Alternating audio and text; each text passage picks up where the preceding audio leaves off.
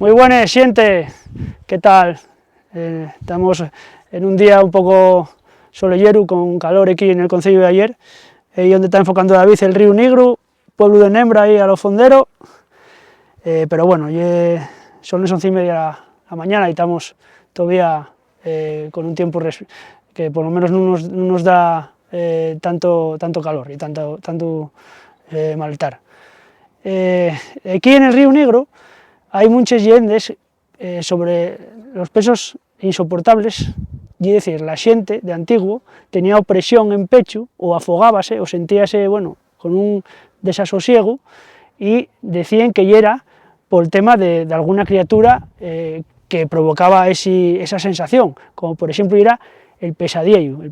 que creo que ya lo comentemos más veces en los fartos rutes, y era una concepción del trasgu que entraba por la noche y posábase en riba del pecho de las personas, y entonces eso provocaba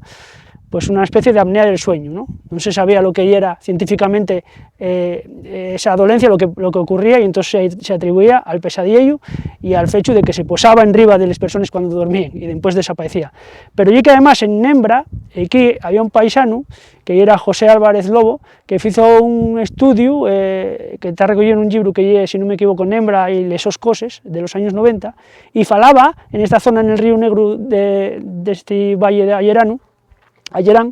de la mano llanosa, que era también una especie de mano grandona, peludona, que era la que provocaba en la concepción popular pues ese desasosiego, esa falta de respiración y demás, y esa opresión. Cuando tenías un peso insoportable, pues decíase que igual era que te estaba atacando la mano llanosa, decía este paisano José Álvarez Lobo, y un poco lo que se da en esta parte del concello de Aller, del río Negro, con una temperatura, David, que igual, no sé, estaremos hasta 30 grados, pero bueno, bien.